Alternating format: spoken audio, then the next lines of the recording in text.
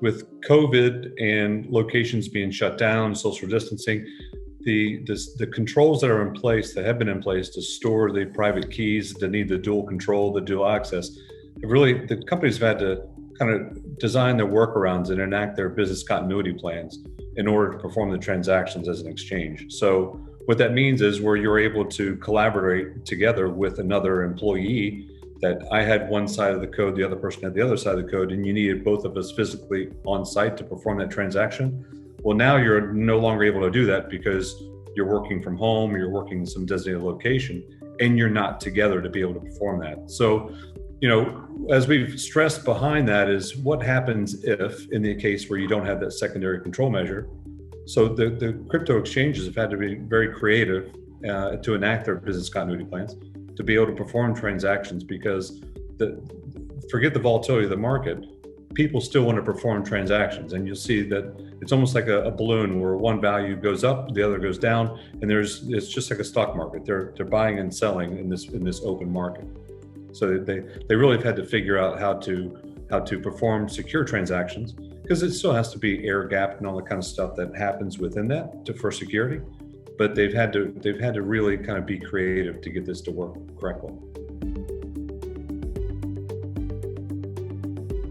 It's the simple app of blocking and tackling. So each crypto exchange has got very proprietary methods in which they perform transactions, and they're highly secure. They're very, very smart people, computer-oriented people that are able to do this. And they've got typically have very tight compliance departments as well. So they're able to kind of really properly vet the client. So that portion's fine.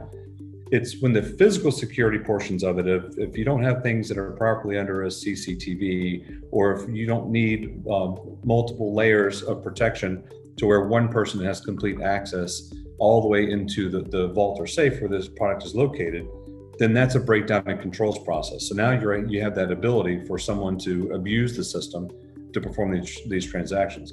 So from the insurance perspective, you really still have to maintain the level of security portions of that, proper dual controls, proper compliance, proper management and routines that are tested, which, through the business continuity plan, they're being tested. So you really can't sacrifice the control.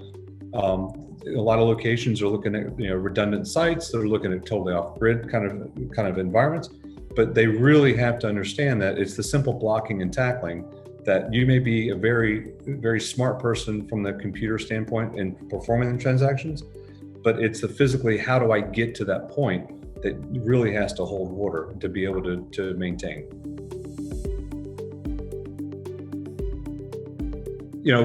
What's scary is now you from the security standpoint, physical security standpoint, you have to reenact these codes from either private keys that now, instead of being secured in a safe or a vault, right? Now it's secured in someone's apartment. So then you lose that transparency of where the product is at that time, how is it being transacted, and then what happens if let's say they go out to go grab lunch, but they leave the key sitting on their desk. What happens in that respect? And then you look at the paper shards positions of it, that they're located, oftentimes in bank safety deposit boxes or at their armor terminals or wherever they are. Well, what happens now that bank is closed? You're not able to go in and grab that key to perform that transaction. So they've really had to think about what they're doing.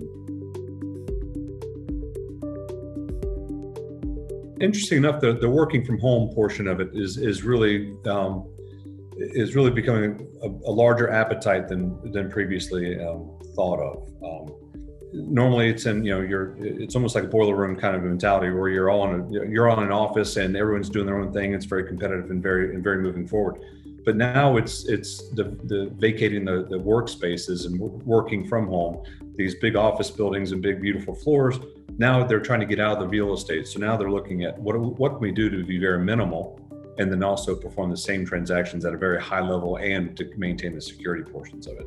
Starting to see that quite a bit. And so the portions of that concerned, from the outside in, are when you have a highly secured location with proper alarms, segmented controls, everything is very, very regimented. Now what happens when that part goes away? How do you continue to maintain the security portions of it? Because, unfortunately, you don't know what you don't know. And that's where we come in to really kind of help them understand and guide, well, what countermeasures can we put in place to where it can really become, you still hold that integrity from the outside in perspective.